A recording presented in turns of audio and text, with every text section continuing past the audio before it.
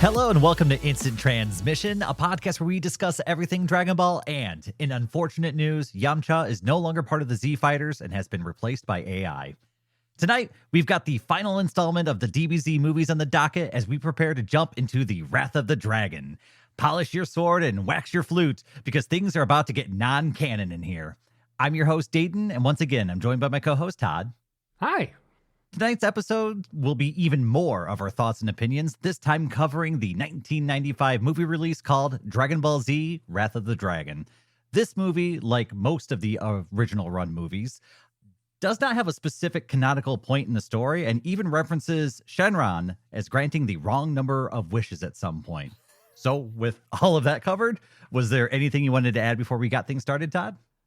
No, I think we can jump right into this one. I guess the only other thing I would say is that we can probably suss out that it probably takes place after Boo, which is kind of nice because it can slot in there pretty cleanly, I think. But we'll have to talk about that as we get into the material. That's right. But let's start with the beginning of the movie, which gives us some sort of sneak peek at a Supreme Kai looking like figure with a cool sword getting crushed underfoot by a monster. And then this sinister voice saying, "Next stop, planet Earth." As we actually don't get an intro this time, we get credits over the next scene playing, which I thought was an interesting choice. Yeah, they just kind of like jump right into it on this one, which is, I don't know, I kind of like it. We kind of cut to a scene of this car driving through the city, causing a bunch of chaos, causing accidents, and the police chasing them, and none other than the Great Saiyaman stops the car, stopping these crooks and criminals, and we get to see Great Saiyaman 2 in Videl show up on the scene as they both beat up some thugs with guns and apprehend them for the police. Yeah, I mean, we've seen this stuff before, right? They got the goofy outfits on, they're fighting crime. And Vidal's there. It looks like they're having fun. I'm not against this. But we find out that there's like this mysterious figure that's kind of watching them, and he has like this mysterious little evil laugh as he runs off. And we find out what he looks like pretty quickly afterwards as Gohan and Videl show up into the classroom late, then immediately get called back out due to a man threatening to jump. And when they show up, they find this, I don't know, kind of orangey red, evil looking man threatening to jump off this building. And Videl just tells him, like, do it. Like, put up or shut up. Like, either you're going to jump off the building or you're not, which I thought was hilarious. I love Videl so much, or at least I love Z Videl. And yeah, this guy, he's kind of got like slightly like Garlic Jr. vibes to him. And he does, in fact, jump, and Gohan snatches him up. And it's kind of revealed to us that this guy was trying to get the attention of Gohan and Videl specifically, and that he needs their help getting the Dragon Balls. He basically wants them to grant a wish regarding this music box that he says there's a hero sealed inside that he needs to release. Yeah, it's the story of the hero Tapion who was trapped in the music box. And apparently some great evil is coming towards Earth, and they're going to need the help of this great hero Tapion in order to thwart it. And we see Gohan and Videl, they both take turns trying to open the box. It won't budge. And we obviously know how strong these two are. And so there's something actually weird going on with this box. So they actually decide to help this mysterious person. And they even go to Bulma's, try and get Goku to open the box. They try and scan to see what's in the box. They can't figure it out. And so they just collect the Dragon Balls for him, since it's kind of a trivial task at this point. I mean, yeah, we've said it many times before that it sucks how trivial getting the Dragon Balls is, but there are a few scenes in here that I really enjoy, like the scene of both Gohan and Goku trying to turn the handle on the music box is really, it's just entertaining because we know just how powerful they are and they can't turn the handle. And then particularly the scene that I like in here is Goku with our little evil old man, and they're at the zoo trying to get a Dragon Ball, and Goku like leaps into the lion, literal lion's den, where the Dragon Ball is, and you see all the lions pile on top of him, and even our bad guy and all the people outside are like, "Oh, this guy's gonna get eaten," and you just see Goku like fly back out with a lion biting onto his head, and he's like, "They just needed somebody to play with." It's such a Goku like vibe to it, and I absolutely love everything about it.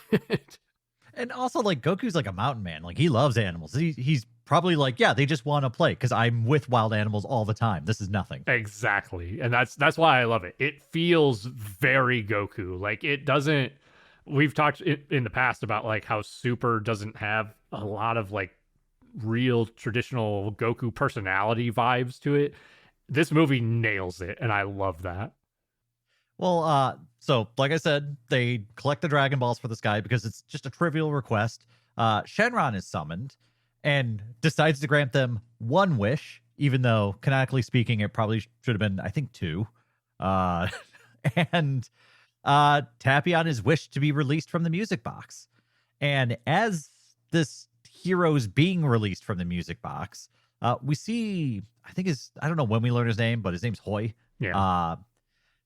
We see him kind of like shrink into the background a little bit, and kind of weird, evil, like energies start kind of appearing for him as this hero Tapion is being released. So there's definitely more at play here than this guy's letting on. Yes. And even to add to that, Tapion seems upset that he's been released from the box, and the box itself is then destroyed. I do have to note, I brought this up to Dayton before we started recording. They do play the music from the music box, and then Tapion appears with an ocarina playing that music. We watched the dub. The music in the dub is changed, and it really caught me off guard because I realized I've only ever watched this movie in Japanese, and for some reason the Funimation dub decided to change Tapion's theme song, which I don't know. I don't like it as much. Yeah, I had to go and listen to him back and forth, and I I do feel like there's a little bit more personality to the Japanese version of the song. And I also just feel like the sound levels are better in the Japanese ones. Like, it's much more prominent and forward. So it makes the music kind of the star of the show, which it kind of should be because there's so much tied to it. And I feel like the Japanese version gets that across a little better. Yeah. Yeah, I think they did do it better. So it was a little bit of a bummer to see that got changed. But we kind of moved. This all, by the way, because I haven't seen any of these movies really until I started watching them for this podcast. I really was kind of hooked in at this point because we're like, all right, like I kind of was expecting the music box to open and for a demon to come out, but we did get a more mysterious character who's probably a good guy. But if this guy's evil, why is he releasing a good guy? Like, I had some questions at this point, and I don't think out of every single Dragon Ball movie we watched, I think I had hardly any questions about anything at any point during any of them. I mean, I'm gonna give it away, but I like this movie a lot. In fact, watching it for this time around, I liked it even more. And most of the other movies, watching them as an adult, I liked less than I remembered. This one still blows me away. There's one big nitpick I have with it, but well, I guess kind of two, but we'll kind of get to those. But Tapion shows up with his sword and kind of like, I think he threatens Hoy with it. He's basically like, "Why did you free me? What are you doing?" Yeah, it's really weird. You figured someone trapped in a box would want to be let out of that box. Every other character we've seen in a box we're thrilled to be let out of the box, but this guy's different. And I think he even says like, "Do you have any idea what you've done?" before he just storms off. And so there's an evil component to something happening here, but it's not clear exactly what it is. And even after he storms off, we see that Trunks and Goten kind of follow him to this remote, abandoned kind of factory location. And we see him, he's like frustrated, and it seems like he's struggling against something while he's sitting in there. So there's some complexity to this character. Yeah, 100%. the boys are kind of like trying to feed him and stuff, and he's just not having it. And we kind of cut from there to a shot of the city at nighttime of it being wrecked and destroyed by some giant creature. We don't really get good eyes on it. We just kind of see its like feet and lower body wandering around. We see the military trying to take it down, and then we see Gohan and Videl on the scene, and Gohan starts taking the thing to task. And we do see finally that whatever this creature is, it's basically a lower body. It has no like it's from the waist down. It has no upper body. I thought this was such a cool reveal because it almost looks like there's like a mystical smoke kind of swirling around where the upper body should be, but it's very clearly gone. And I guess the creature design, I would say has a lot of vibes similar to Cell. Would you disagree with that? At least the lower half? Somewhere in there, especially in the later half of the movie. Oh yeah, for sure. Just because it's got kind of like that bug-like carapace to it. You've got this long tail on the creature. We only get to see half of it, so I'm just making my best guess here. But Gohan and Videl, they're in the vicinity, and they decide that they're going to take this thing on, right? Gohan powers up, but not into Super Saiyan. So they're very deliberately not making Gohan pop the gold. And we see him. He flies in on the attack, and like he's having some difficulty, right? Like he's able to like land a kick and a key blast that sends it crumbling into the building, but he calls out that like it only becomes vulnerable when it's on the attack. So there's like rules to engagement on this thing. Yeah, which is, I mean, it's interesting. It's it's a simple and straightforward like weakness per se, but Gohan's able to kind of like knock the thing around, trip it up and stuff. And this is, I mean, it's a fun engagement, but it's only really resolved once we finally see Tapion on the scene with his ocarina, and he kind of starts playing the music to presumably get rid of the beast. Yeah, it's like, once the dust clears and you see Tapion, like he's like playing the ocarina, and he also like disappears. But we also see that Hoy's in the area too. And so like there's some weird connection between Tapion and Hoy that I'm trying to put together at this point. Like, what do these two have to like? What do they have to do with each other? And why doesn't Tapion just like kill Hoy or something if there really is an evil connection between them?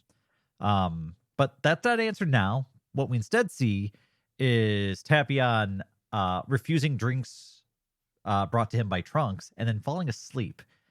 And he drops his ocarina from his waistband when he falls asleep. It falls away from him.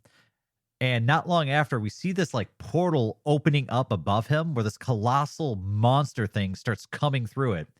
And this is a much more complete version of what I think we were looking at earlier, where it's kind of got that like greenish bug-like armored carapace appearance to it. But its head is like this, I don't know, like this white skull with like black eyes that sometimes have a red glowing pupil in them. I mean, I actually think this thing looks really cool. It's fun monster design. It's very different. And Tapion quickly like wakes up and realizes what's happening and rushes to his ocarina, playing it once more and sealing the monster back away to wherever it was coming from. Yeah, so we're starting to put some of the pieces together that Tapion's ocarina can stop or seal this beast away or something like that. And we kind of see Trunks continuing to try to like connect with Tapion, finally brings him some food. And there is a funny scene in here, or at least I thought this was very funny, because we get a brief little scene of Bulma and Videl together and they're washing dishes. This is funny to me for two reasons, as they're kind of like talking, but Bulma's basically telling Videl like, oh, Trunks has always been jealous of Goten for having an older brother. And this kind of gives us some context as to like why Trunks is so like enamored with Tapion in this moment. But it's particularly funny to me because Bulma and Videl are washing dishes, which again, we get the women washing dishes. But Videl also was in a scene with Chi-Chi in either the last movie or the movie before washing dishes. Uh, but in particular, there's no way in hell Balma would be washing her own dishes. Yeah, when you're that rich, you're not watching anything. No, there's no way. It's a tiny little detail, and it doesn't really bother me, but I just thought it was funny. I mean, I don't know. I got this joke in real life where you want to know how do you know if you're rich? It's if you clean your own toilet. Balma is not doing that. That's for sure. Oh man. So yeah, I guess Trunks is deciding that this stranger's like his older brother now. Which okay, that's neat. I have some comments about this later though, because I things get hilarious here. But yeah, actually no, it gets hilarious pretty quick here. So yeah, Trunks visits Tapion once more to deliver him food.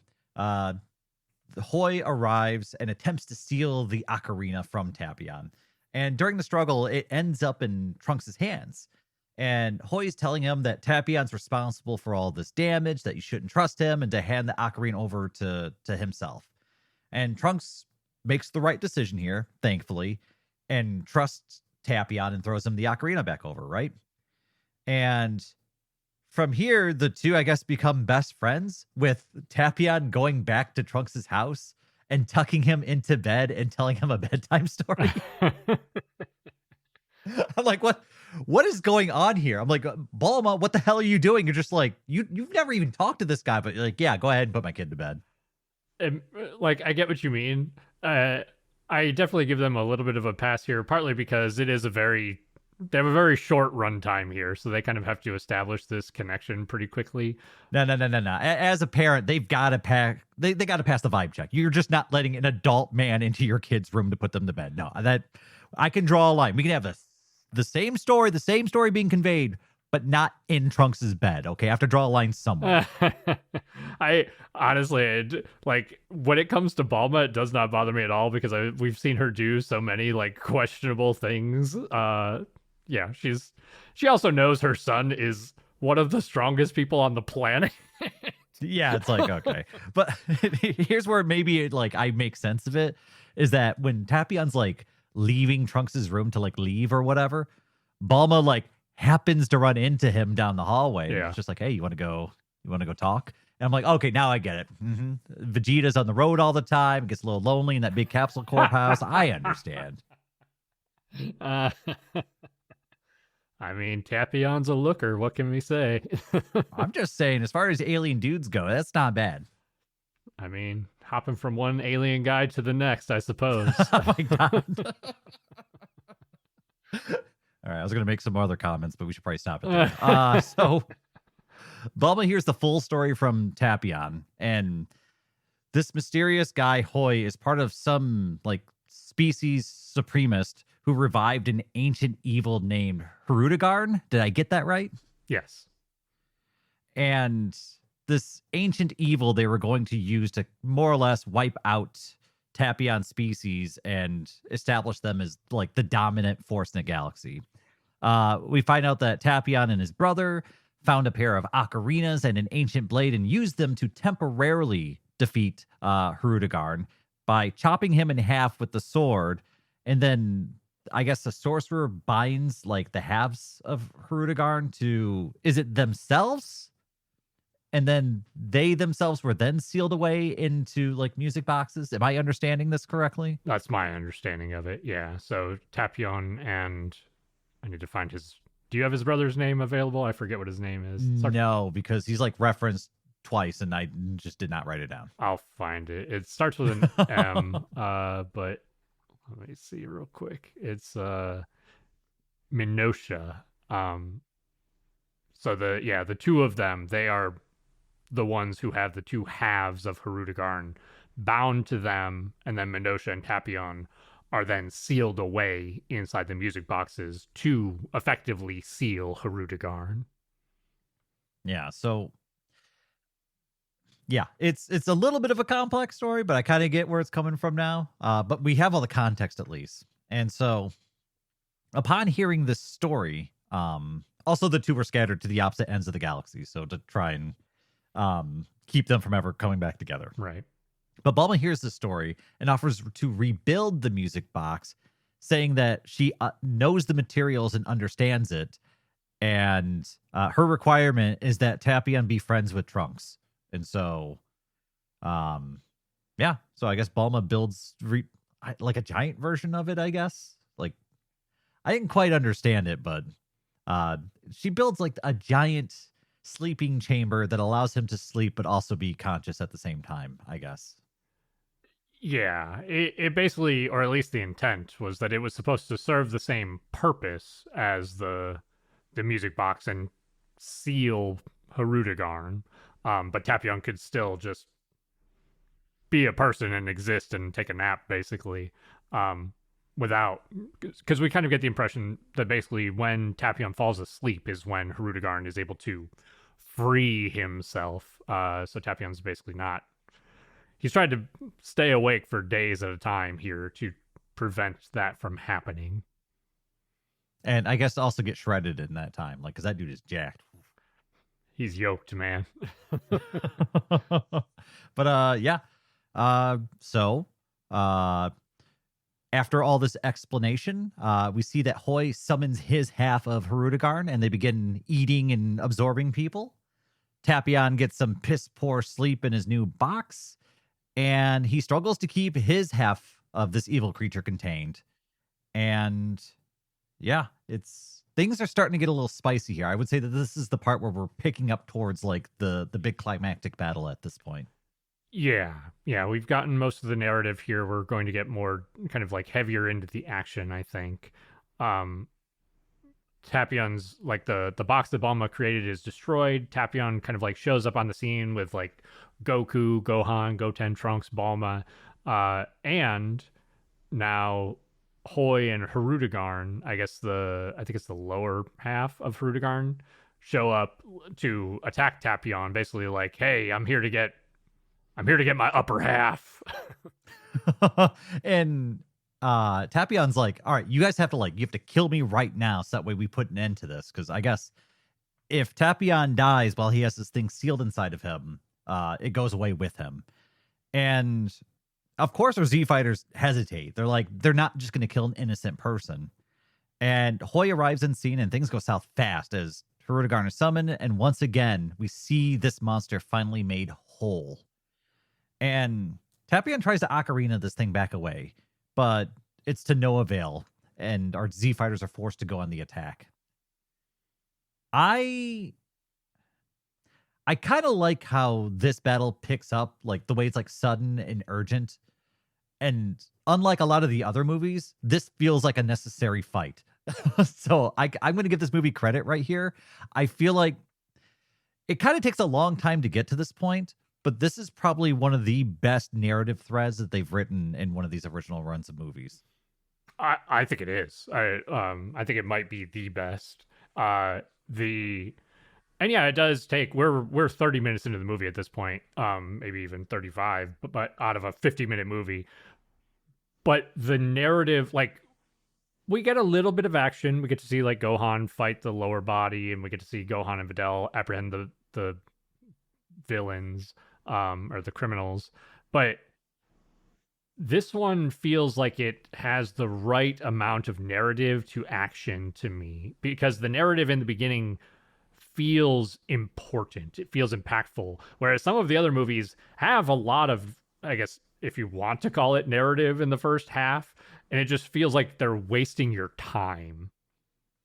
Yeah, it's it's almost like senseless narrative where it's just like, oh, well, there's a competition where we're going to travel to this island. We're going to meet all this extravagant stuff and we're going to show this. It's just like, what are we doing? Like, do we have to show all this? Whereas I feel like we more or less had a reason to kind of go over everything we did to get here. Yes. It could have been maybe a little bit more concise. Yeah. Like, I don't think it should have taken maybe this long, but the actual narrative that they put together, I actually do enjoy. So let's go ahead and get to the action here, because our Z fighters are on the attack, and the initial assault outright fails. Like, they're knocked away, they can't land any blows, and pretty quickly we see Goten and Goku pop on the gold, and Gohan once again maintaining his base form. So I do like kind of that attention to detail here. But even with popping up the strength, our heroes seemed unable to land any blows. Every time they go in for a hit, it's almost like Hirudegarn turns into like steam or smoke or something and just kind of like dodges the attack outright, and which is impressive because he's like 100-foot tall monster. Yes, 100%. The detail that you mentioned where Gohan here is basically he's effectively in his like ultimate or mystic form, whatever you want to call it. And this is why specifically the detail, since everybody else is going Super Saiyan and he's not, this is specifically the detail that leads me to believe that these events happen after the events of Majin Buu. Also because Goku is alive here. He does not have the halo. And we see coming onto the scene is my favorite bad boy, Vegeta, who is also very much alive. Yeah, man, let's go ahead and talk about the Vegeta events because they're pretty quick. Let me know if I missed anything here because we see Gohan he's like snagged and being crushed in Hirudegarn's hand, almost like we've seen the Great Apes do, right? Yep. But Vegeta shows up, blasts the hand, and does his little, one-line corp like, "Hey, buddy," because that's exactly what it sounds like. We see him land a couple of key blasts before being like knocked back hard into a building full of people, and he actually makes the selfless decision to shield the entire building from Hirudegarn's attack, which uses up apparently all of his energy, and he passes out. So, did I miss anything? No. Like the way that you worded it and everything is funny because he almost always just gets like, he shows up, he does something very quickly and then gets shat on in these movies. I have to say though, this time he gets like 60 seconds in this movie. That's his entire scene. I love everything about this scene. Strangely, but it's mostly the fact that this is coming off of the events. In my mind, this is following the events of Buu, where he murdered probably thousands, hundreds, if not thousands of people. And we watch him get knocked into a building full of people. The only civilians I think we see in this entire sequence, mind you. And he immediately like looks back and assesses the situation and creates a key barrier to protect all of those people in the building rather than doing anything else to like attack this creature Hirudegarn. This is beautiful storytelling for Vegeta's character in such a condensed amount of time, and I deeply love it. Like it actually shows some of his progress, right? Yes, 100%. It's great. And one thing I want to point out is I love that Hirudegarn uses the attack he uses is he's almost breathing like key fire out of his mouth. And so seeing this like white skull face with like the red pupils and blacked out eyes just like shoot a beam of fire towards Vegeta that he has to brace against, I think the imagery here also looks badass. Very much so. That's actually something that I wanted to bring up about this movie is that there's not necessarily a ton of like unbelievable choreography, but the art throughout, like the character models and everything, is fantastic throughout the entire movie. Unlike many moments that we get to see in Super and whatnot, this one just like lands the art and the character models very, very well. Actually, that's something I noticed as well, and I really want to touch on it because I haven't gone over much of the choreography because honestly, there hasn't been a ton. Yeah, and there really isn't a lot in this movie. But everything just kind of looks good. Like the key blasts have that extra detail where you can see like the layers of like the smoke and the flame underneath, and just the way the shots arc and impact look good. This is more of an art piece than it is kind of an action flick. And I wouldn't want every Dragon Ball movie to be like this one, but I actually really like it as a one-off in this one right here. I totally agree with you on that. They're also fighting like it's harder to do exceptional choreography when you have like a big monster creature against smaller fighters, and there's ways to do it, but that's not the primary focus of this movie. The focus is more the narrative, but they still manage to get like the art is really well done, which I like a lot. But we kind of kind of move forward, kind of what you were talking about with the key blast, is we get to see Goten and Trunks like fuse into Gotenks and just blast the hell out of Hirudegarn from behind. And we see Hirudegarn, it almost looks like they turn into like rust or something. They kind of like turn this like brown color and just freeze up after Gotenks in Super Saiyan 3 form gives them the full barrage. And I mean, they Gotenks thinks that they've defeated the monster, but I think we kind of know better. Yeah, it turns out that this creature was actually like molting, I guess is the best way to put it, where we see his back kind of break open and we see a slightly different version of Hirudegarn emerge as now he's got a big set of bug-like wings and he has some more like yellowy features. He's very clearly different than what he was before, but he's still a giant ass monster that everyone needs to deal with. And if anything, his speed has increased dramatically as he catches their Z fighters off guard, pretty much taking every single one of them out in a very fast flurry of attacks. Yeah, this is actually the what I was talking about when you mentioned he looks like Cell. In this form, he really looks like Cell to me because he's got the bug-like wings and much more insect look and appearance to him. And he's in this form, in this transformation, he's whooping everybody's asses. He takes out Gohan and Videl and Goku. Takes out and there's one sequence where he slaps, I think his tail slaps Gotenks to the ground, and you see him just literally slap the fusion out of Gotenks as you see Goten and Trunks like fly off to either side as they hit the ground. It's a really cool visual. There's actually a cool scene in here somewhere too where I think it might have been right when Vegeta was more or less taken out. I think Goku looks and says something like to the effect of Vegeta or concern for Vegeta. Like while he's looking in that direction, the monster like coalesces out of like mist behind Goku and just like I think he like claps them together and knocks them out or something like that. Like there's actually some pretty cool like scenes in these series of events, but no choreography really, just cool stuff. Yeah, like a couple of cool moments here and there. We kind of see I think at this point Goku just getting like knocked around, and I do like the effect of Hirudegarn almost like teleporting as if like smoke. I think Goku even mentioned something like it feels like we're fighting like an illusion or something like that. Um Well, also I think Toriyama likes taking things and like spinning them on their head, right? And this feels very Toriyama, where you've got this big colossal creature that's actually very fast. And so I like that they're taking something they're taking something like that and making it feel like it's a Toriyama work. yes, yeah, I agree. This kind of culminates in, I mean, Goku gets his ass whooped, and then pretty much all of our heroes are down for the count in the moment, except for Tapion, who shows up on the scene, and he begins playing the ocarina. We see Hoy kind of like, that's not gonna work, and Tapion just like keeps pushing forward. He creates this key barrier as he gets blasted with the flames from Hirudegarn, and Tapion just keeps playing the ocarina.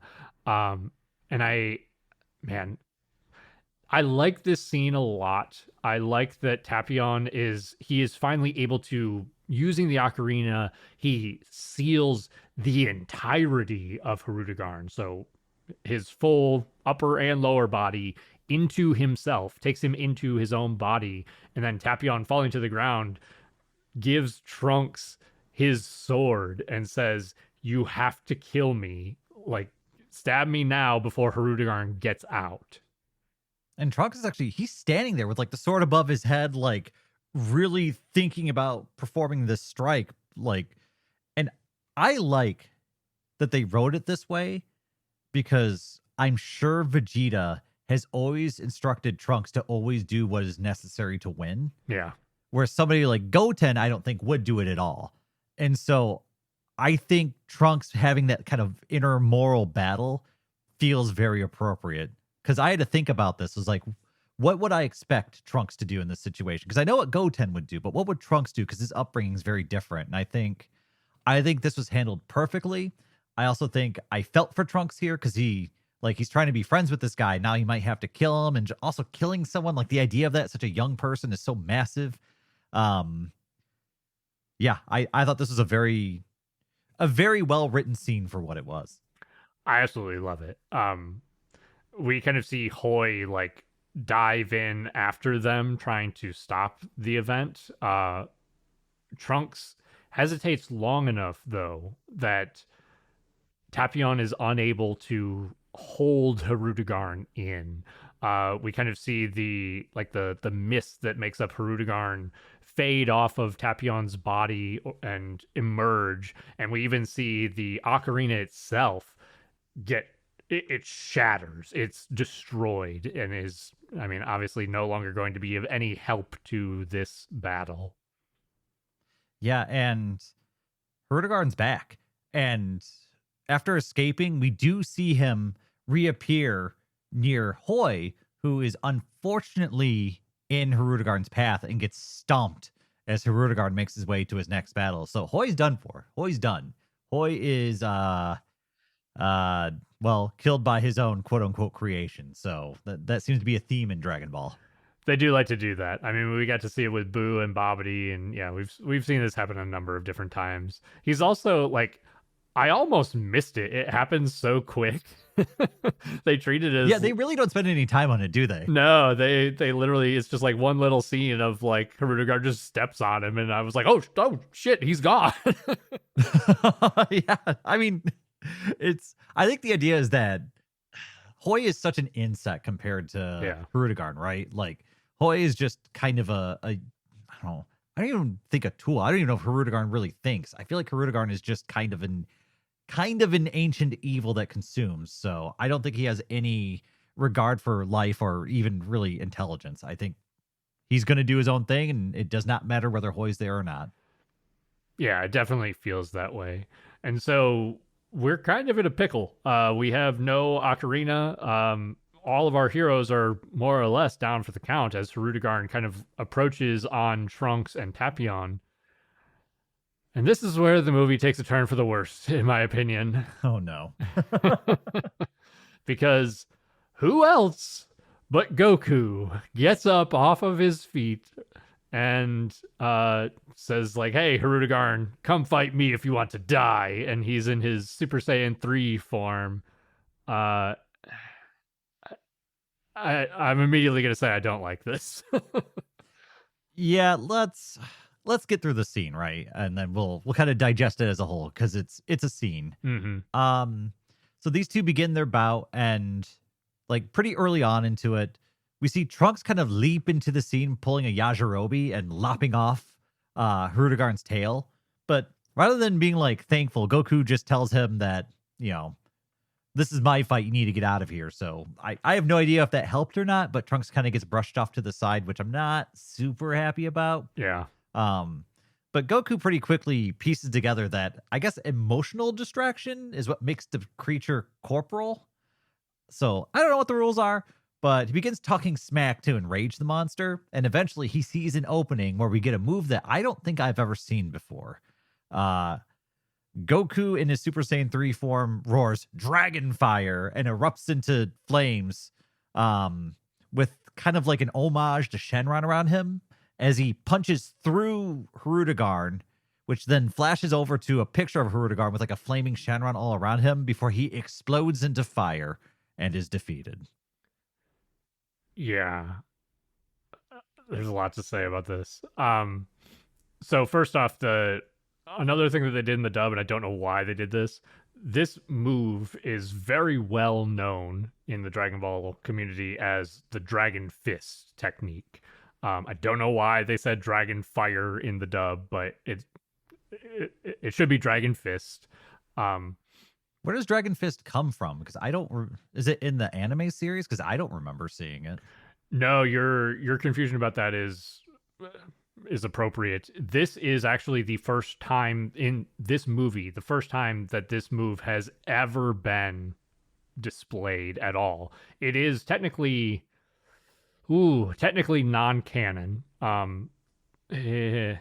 The only place that this move shows up at all is in movie 13 and in Dragon Ball GT. Okay. I think this move is fucking cool. I don't like that it's in this movie. That's fair. It definitely felt kind of out of nowhere to me, but at the same time, I mean, I guess from my perspective, with no context to this move at all. I thought it was at least neat that it was a named move that we got to see finish a boss, not another Kamehameha or a nameless blast or some goofy like gotcha. I don't know. I thought Dragonfire was kind of a neat thing if out of left field.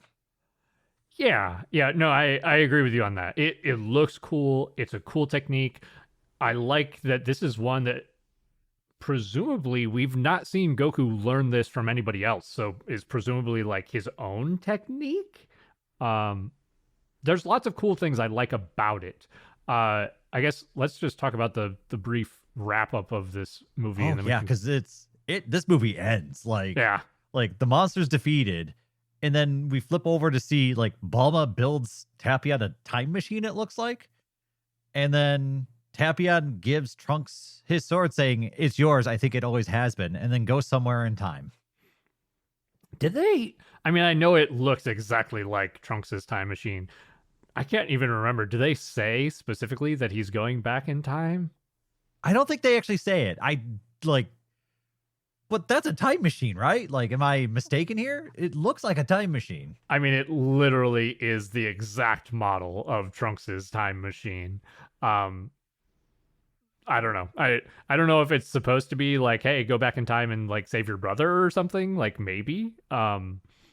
He just kind of like flies up and then fades away. But Trunks now has his iconic sword, which is the other part that is weird about this movie.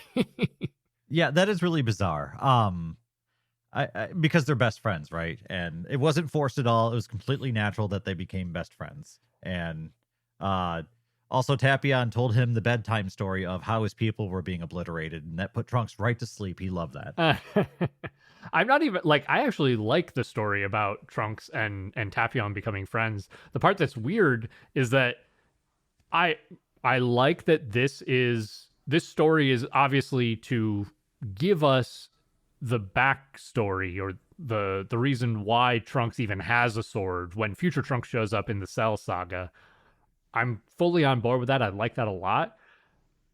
But this story could not possibly have fit in that Trunks's timeline because all of the other Z fighters were dead in that timeline. Baby Trunks was the only one alive. Goten was certainly not alive. Goku, Vegeta, none of them were alive because they were all killed by androids 17 and 18. So this, like, I like that they are trying to tell us where Trunks' sword came from. It doesn't make sense in that regard. No, that doesn't work at all. I mean, just in general, I don't like time travel, but you guys have access to time travel and still somehow didn't make it work.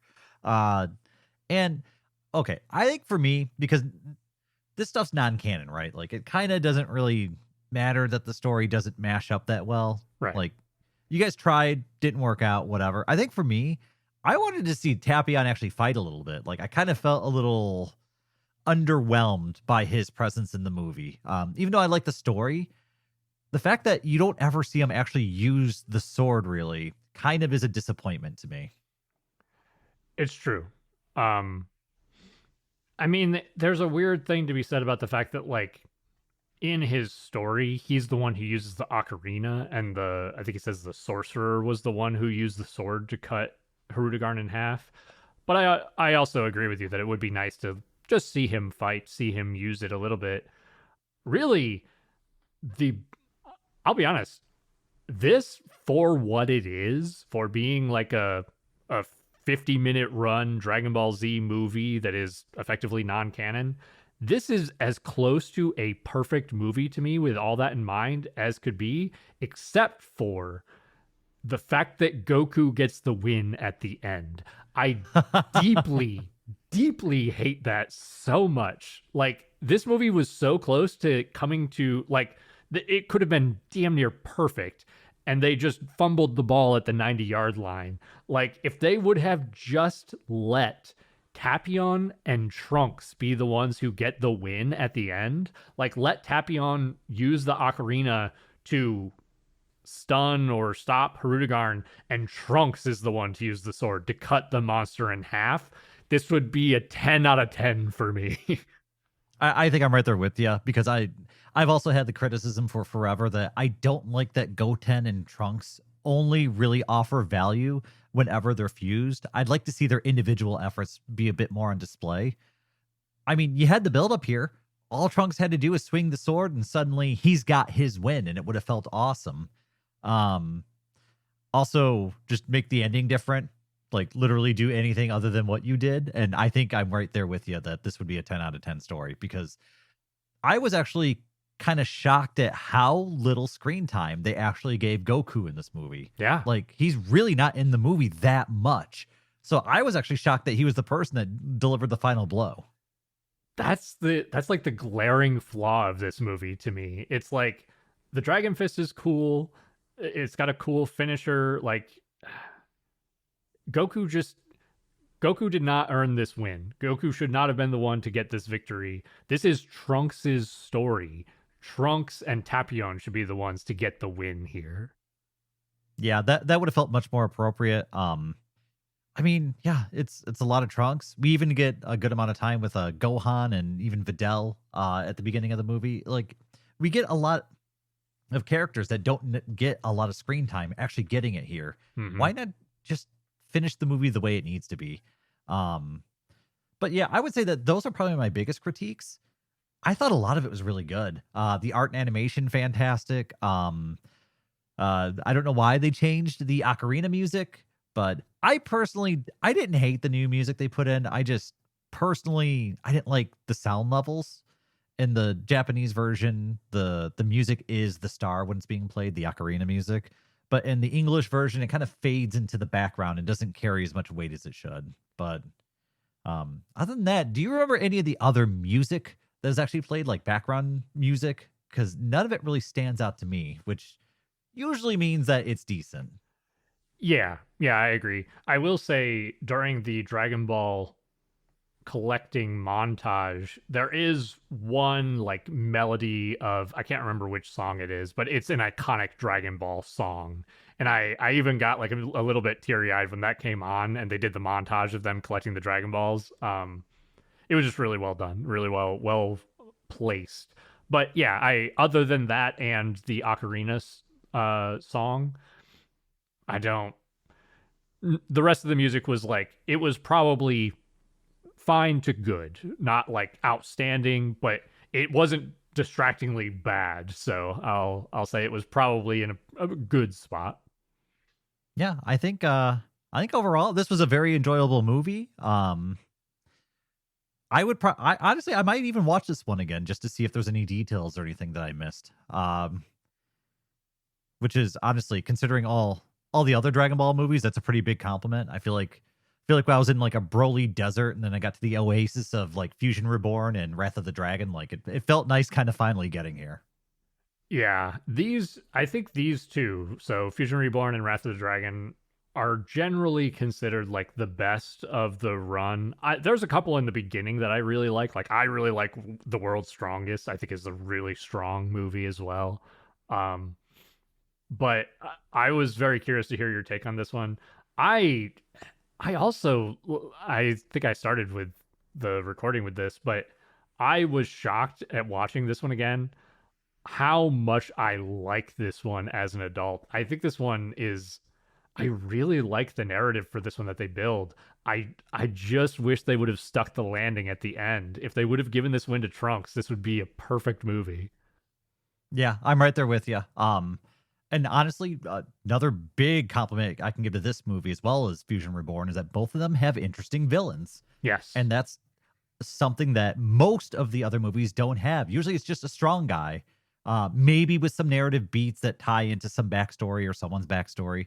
But in this one, it's just cool villains with cool abilities. And I mean, this is one of those ones where if they remade this into a more modern movie, I'd love to see how our Z fighters actually deal with the weird abilities that this guy has, right? Like he's kind of like Janemba can like shift around. Well, this guy can become like incorporeal at will, and he like breathes fire and he's just big. I don't know. There's just a lot of cool stuff going on with this guy. I like the villain design here. The other thing is that both Fusion Reborn and Wrath of the Dragon, they give you cool villains with cool abilities, but they keep them simple. Like there's not they're not as simple as say Broly. They feel more like they are like forces of nature. Like they're just like destruction, and they're simple in a way that feels good instead of bad. Like Broly to me feels bad simple, whereas Janemba and Hirudegarn feel good simple. Like I like seeing them on the screen. I can accept that they are basically like unspeaking monsters versus like the brain dead Saiyan that Broly is. Hey, he's an unspeaking monster, especially in that third one. God, that fucking movie. But this one, man, I think one of the key things, you actually touched on it earlier, in that this movie makes you ask questions. Like you're wondering where it's going and you want to know more, which is so rare in these movies. Yeah, the narrative beats weren't just fluff. Like there was actually some story that I was following and some like I had to think. And in a lot of these movies, there's usually not a whole lot of thinking going on. I'm usually given a simple premise like these are bad aliens and they showed up and they want to kill everybody. There's no thinking really involved there. But also like I feel like in half of those movies they give me like that level of plot, but it takes 25 minutes to deliver it, and that's where it really falls on its head. Because if you want to just quickly give me the plot and then have, 40 minutes of ass kicking, I'm here for it. Like that's awesome. Let's do it. But it's usually not that. It's usually a lot of slow plot and then some mediocre like fighting or choreography. Yes, and that's why in this movie it does take a while to get to the action. It takes, 2/3 or 3/4 of the movie, but I'm perfectly okay with it because the story that we get is engaging. Like I'm curious and interested the entire time that we're watching that narrative play out. And I just want to know more. I'm like, oh, cool. Who's this Hirudegarn guy? Who's Tapion? Why is he a hero? Like, what's happening to him? Why is he in this box? There's lots of stuff that we want to know as the audience. Yeah, I like Hirudegarn as a villain, just like for very similar reasons as to why I like Janemba as a villain. I think I can place them kind of in a similar box together and appreciate both of them. And yeah, I think that's more or less my thoughts and feelings about this movie. Did we miss anything? Was there anything else you wanted to talk about? I think that's most of it. I mean, I like this one a lot, so I could just ramble and gush about this one all day. I'm glad that we get to see Trunks. I'm glad that this movie doesn't focus on Goku like you said. I just the win going to Goku just feels bad. Just stop it. He's already on the lunchbox. He doesn't need it anymore. That's the problem. Yeah, I actually really like the idea of having a villain that Goku can't defeat. Like him being the strongest doesn't matter. And if you set that dynamic where Goku can't defeat the thing and then be like, oh, well, Trunks was able to defeat it because he knew that the sword was how you defeat the monster and he used the sword to defeat it. That's a perfect ending. You fumbled it. Why? I mean, that's one of the best parts about the Android saga is that Goku gets sick and we get to see people like Vegeta go do some badass things. Like, let's do more stuff like that. Yes. Yeah. So I love this movie. I just can't get over how they fumbled the perfect ending that they had sitting right there in front of them. I would love to see this get remade and have them fix the ending. That is my dream. I mean, you can even have Goku involved, right? Like just Tapion's playing the ocarina, Goku's trying to help out in his way, but Trunks has got to get in there and use the sword. Like make it a team effort. Like we can have Goku be involved if you have to. 100%. Yeah, it should be exactly what you're saying. It should be like Goku is the one directly fighting Hirudegarn because he is the strongest. That's fine. I'll buy that all day long. But Goku can't finish Hirudegarn. That's the problem. And if you have Tapion then like stunning the creature with the ocarina, and Trunks is the one who like picks up the sword and delivers that final blow, 10 out of 10. Perfect movie. I mean, I think isn't that kind of what happens with Trunks' story in Dragon Ball Super, where he's fighting what's his Zamasu. name? Where he's fighting Zamasu and he gets the spirit sword or whatever, and he actually gets the finishing blow. Kind of. And then they he's got to win. Come on. Well, then Zamasu gets into the sky and is like, I am unkillable, and Zeno has to erase that fucking arc. Okay, I blocked that part out of my brain. It could have had an okay ending, and then they ruined it. Because again, they ruined that ending too. Stop! Yeah. Give Trunks a win, damn it. Oh, poor guy. He does everything right and just gets screwed over every single time. I know. I wish they would just give him a win. And a win with the sword. I want a win with the sword. Yeah, the sword's like a key part of his character. Actually make it important, please. Yes, 100%. But that's my gripe about this movie. Otherwise, I love this movie. So I want to end on a positive note. I think this movie is fantastic. Yeah, we're arguing that it's very good, but that it could also be great. So it's kind of degrees of good that we're arguing about. Yes, 100%. But I think with that's all I have to say. Did you have anything else, Dayton? No, that is it.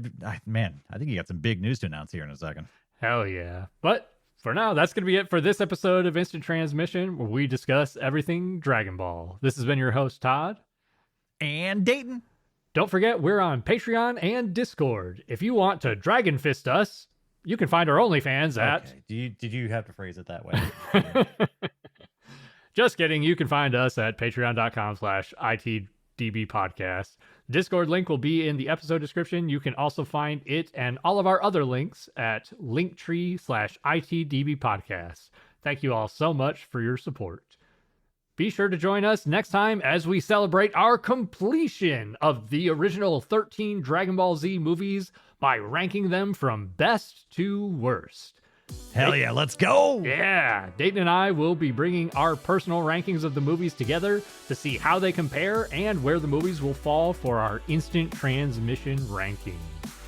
Will Harudegarn smash his way to number 1? Or will Broly's pro wrestler persona prove to be maximum? And, let's be real, who could be cooler than Cooler? Find out next time. And to all our fellow Dragon Ball fans, stay safe out there, and remember to keep rocking the dragon.